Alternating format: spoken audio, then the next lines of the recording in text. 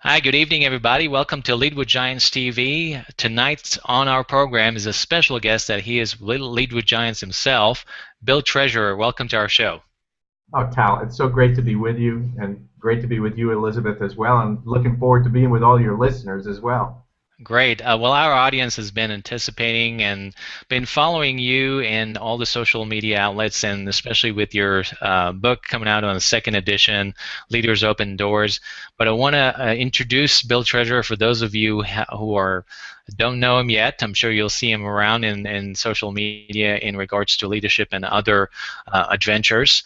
But Bill Treasurer is the Chief Encouragement Officer. I really like that title, and we'll talk more about that in the program, of Giant Leap Consulting. His latest book is Leaders Open Doors, and focusing on how leaders create growth through opportunities. Bill is also the author of Courage Goes to Work, an international best-selling book that introduces the concept of courage building.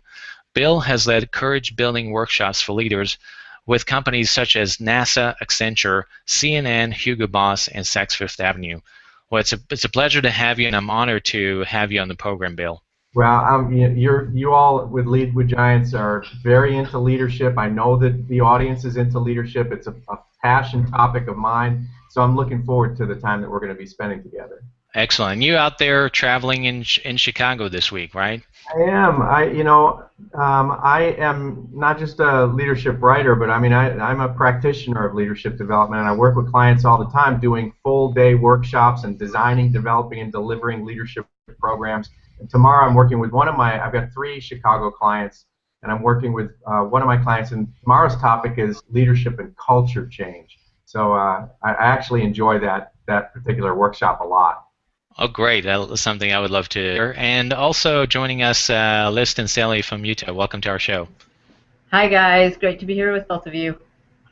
Great to have you. So let's talk about Leaders Open Doors. This is the second edition, and some of the things that come with this book is an amazing, heartfelt story that I would like for you, Bill, to share with our audiences, not only the backstory, but the good cause that this book is going to go into. Well, when I wrote Leaders Open Doors, and I'm happy to share with you sort of the birth story of the book as we go on. But I wanted the book to embody its own message.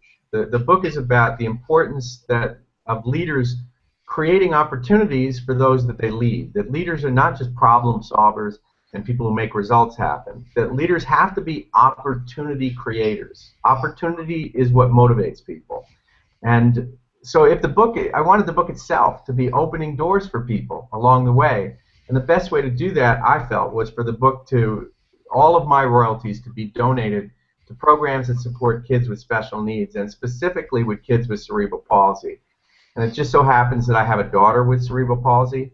Now, we're not going to benefit from book royalties in any way at all, but there are many programs that serve kids like her, like United Cerebral Palsy, like the March of Dimes, and they're mostly underfunded. So I wanted to make sure that the book was doing good and useful things for people who sometimes have a hard time opening doors for themselves. It's a wonderful story, and it's a great transition for us to really talk about the birth of the book, because it's inspired by one of your children, and his name is Ian. So talk to us about that. Well, I do, like I said, I'm a practitioner of leadership development, and this is my 4th book. I wrote a book on courage, another one on risk-taking, another one on assertiveness, and I think that me and a lot of other leadership writers spend too much time complexifying the idea of leadership.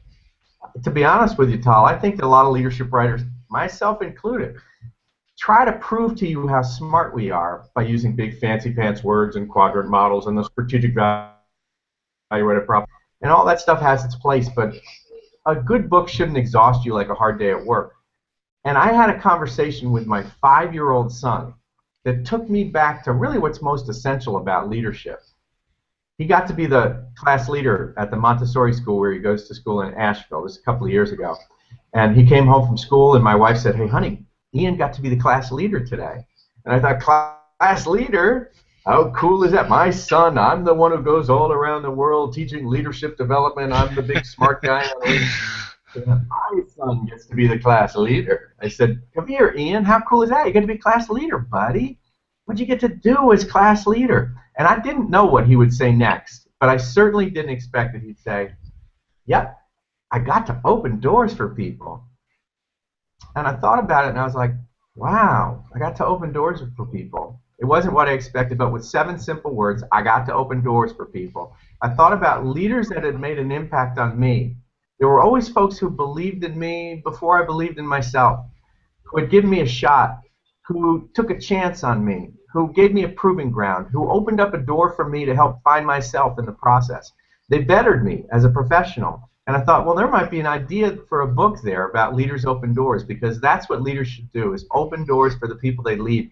Tal, leadership is not about the leader. It's never been about the leader. It's always been about those people. Leadership is about the people being served and led. So that simple statement from my book, from my son, just sort of flowered with ideas, and it became the birth of the book, Leaders Open Doors. It's really so interesting, though, you know, something that you're right. We tend to. My favorite words, by the way, they're always alignment or re-engineering. All these kind of corporate words are not really the heart of leadership. But I'm curious to know if you had your conversation afterwards and you published the book. Going back to your son, how did he react? You know, he was. We actually did a video promo.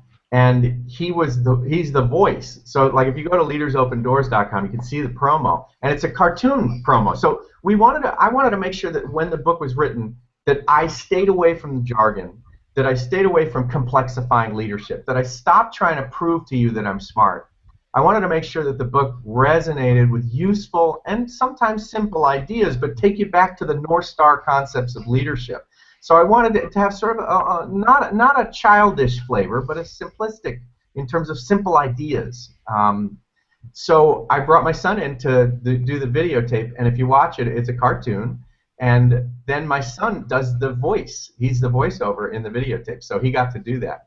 And I'm pleased to say, I think that when I took out the jargon and when I stopped using fancy pants SAT words and, you know, big college textbook words, that the book has resonated more. It's accessible, that people find it, it's an easy read. It doesn't have to weigh you down like a hard day at work. And I think it's resonated as a book that people say, you know, it causes them to think of the leaders that have opened doors for them, and then it causes them to think, have I opened enough doors for people? And if it does that, if it does those two things, to me that's enough. You know, just a couple of simple ideas that they can hang their hat on. Great. Well, we'll dive into those ideas. Let me open the door for Liz and Sally there. Bill, so I love the story about your son, and it kind of plays into the idea that, you know, leadership isn't what we do, it's who we are. And, you know, we play this role in every area of our lives. And you talk about something that really applies to leaders, frontline workers, stay-at-home parents, our personal lives, our professional lives, and this is to, you know, focus on the opportunities, not the problems. Can you touch on that a little bit? I can. I was in a meeting today. It was an innovation meeting with a number of companies. Some of the companies you would definitely know. And I remember one of the executives priding herself on these problem-solving meetings that they have. And I kind of cringe when I hear that now, because it's so much more important. Peter Drucker said the focus of the organization must be on opportunities rather than on problem solving. And yet we're always focused on the problem at hand, that we must put out the fire and the problem and so. But opportunity is what motivates people. You know, a lot of leaders brag about what keeps them awake at night. Well, what keeps me awake at night is we're not moving fast enough. What keeps me awake at night is the competition is right on our heels. What keeps me awake at night is the technological infrastructure is not growing fast enough. What keeps me awake at night? It's like they want you to be really worried about the business. Because unless you're worried about the business, they'll never be able to sleep at night. But the truth is, employees don't care about what keeps you awake at night. That's not what motivates people. What motivates employees is what gets you up in the morning. Why are you excited to go to work each day? What are the opportunities on the horizon? And what are the opportunities for them if they can contribute to the furthering of the goals? How does it benefit them? So Benjamin Disraeli, the former Prime Minister of Great Britain, said that opportunities are more powerful even than conquerors and prophets. And if you think about the immigrant story of many, if not most, Americans, it involves the intrepid soul who left the safe shores of the known in their home country to come in search of opportunity, in search of a better life. People are animated by, engaged by, and motivated by the idea of opportunity. We need to stop talking about problem solving and start talking about opportunity creation as it relates to leadership. So would you, this is kind of a good transitions for us to talk about two concepts, or two people, if you will, the fillers and the spillers. So would you say the spillers, and I'll let you define that for our audience because they're probably wondering what the heck am I talking about, but let you define that first, and then how do we become, fillers leaders? How do we do that? Well, the fillers and spillers concepts is that I think that leaders, sort of tend to divide into two different camps. And those are leaders that try to motivate you by injecting you with fear and anxiety, what keeps me awake at night kind of people. And they're always hyper-focused on mitigating and controlling and minimizing risk. That's what's always on their mind. And they view everything coming into the organization as a threat and a risk that needs to be controlled and contained. The challenge with those leaders is they transmit their own fear and they spill it on to you. So we call them spillers. And then you pick up their fear and transmit it to others. And ultimately, it doesn't serve the leader very well because you don't have a lot of loyalty for a leader who puts a lot of fear inside of you. Bottom line. I contrast that to leaders who they hold you accountable to your potential. They nudge you into discomfort appropriately to help you grow, but they believe in you and they put courage inside of you. They're transmitting their own courage. They role model the very things that they're asking you to do. And it's not about fear, it's about opportunity. And I call those leaders fillers because they're filling you with courage and conviction. You can think of it as the actual word discouragement. I'm pulling courage outside of you. It's spilling from you is a spiller. The leader who put courage inside of you, they are encouraging you. They're putting courage inside of you. That's a filler. And the byproduct that they get, when you have a leader that puts a lot of courage inside of you, that nudges you into discomfort to help you grow, that opens doors for you and helps you become a better professional, you become loyal to them probably for your whole life. So the dividend for them, the self-enlightenment of why they should be an open-door leader, is because they get loyalty out of you in the process. And I really think that, and to kind of expand on that idea, is the fillers are saying, it's more about you, it's not about me. And the spillers, I think, kind of, it's what's in it for me, or I'm kind of self-inflicting here. And the fillers are really looking for opportunities to get to co-create with people rather than what at the end of the day, what do I need to accomplish, and I'm the problem solver, and here's what we got. Is that a fair way to look at it? I think that's a great distinction, that ultimately a spiller is about themselves. They're afraid of being embarrassed by whatever mistake you might make. They're afraid of the risk. If you take the risk and it fails, it becomes a reflection on them. They're really self-focused. Fear does that, I think, to people. It gets them insular to themselves. Right. And you're right, a filler, the most noble version of a filler is somebody who's doing something on your behalf to help you grow and succeed. The challenge is this, though, Tal. I think that any purpose, I think it's almost simplistic for people to think, well, those spillers over there, and I'm glad I'm not one of them. I think that we all have the potential to be a spiller and a filler, and in any given situation, it might shift between what we are. And this was another one of those instances where my kids remind me of this, because I remember teaching my boy Alex, my oldest son, about the concept of spillers, and then one day he was getting ready to do something, and I was giving him a lot of the negatives and a lot of the don'ts. Well, don't do this, and make sure you don't do that. And he finally looked at me and said, "Dad, you're totally being a spiller." That's funny. I was. Well, but you're right. We kind of closing segment one here is with that thought. We all have that, and depending on, I hate to use another terminology, but situational leadership sometimes call for that, and we naturally react rather than responding. And I think that's another extension is, are you a reacting leader or you are a responding leader? And when you respond, you're not becoming this person who's just intimidating people. Agreed. I think composure is exceptionally important when it comes to leadership. I think that too many leaders instantly react and frankly fly off the handle, mostly with anger and temper. And a lot of people, and Liz, I don't know if this is the case for a woman, but I can certainly speak to most men.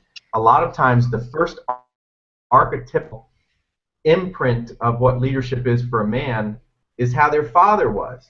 And a lot of times we're a reflection of our father's anger and temper, and that comes out in how we lead others. So I think it's very important for a leader to slow down the cadence, to understand the importance of composure, and also understand what are the puppets from the past that might be influencing their behaviors today, so that they can make conscious choices on how they lead and not just lead out of habit and reaction from imprints that are way, from the recessions in their mind that ultimately all the time or very oftentimes lead back to their father. Right, right. Okay, Liz, do you want to comment on that? Do you feel that there's... Let me tell you how I see it from the female point of view. A lot of women feel like they're competing in a man's world. So many try to behave like the men they have observed. I think we're getting a new breed of female leader that's breaking the mold, but in the past I think it's been women modeling the men that they've watched succeed and move up through the ranks. That would be my experience as well. I firmly agree that there is a new, very progressive and very contemporary style of leading that women are moving into. They're coming into leadership in their own right, and they've made great strides on dismantling the glass ceiling. I hope it gets very dismantled. We still, unfortunately, only have 24 CEOs that are Fortune 500 company CEOs that are women. We need a lot more, and the research is really starting to show that when you have women in high percentages on board of directors, shareholder value goes up. So hopefully the money will start influencing people to choose women. I also agree with you that at least my experience of some women that I grew up with in the past that were older, that are now in their 60s and such, almost had to become more male than men in order to be successful. All right. Well, you guys have a great first half here in our interview, a lot of ideas to dive into. So we'll close segment 1 here. Thank you, Bill and Liz, and we'll catch you in just a minute.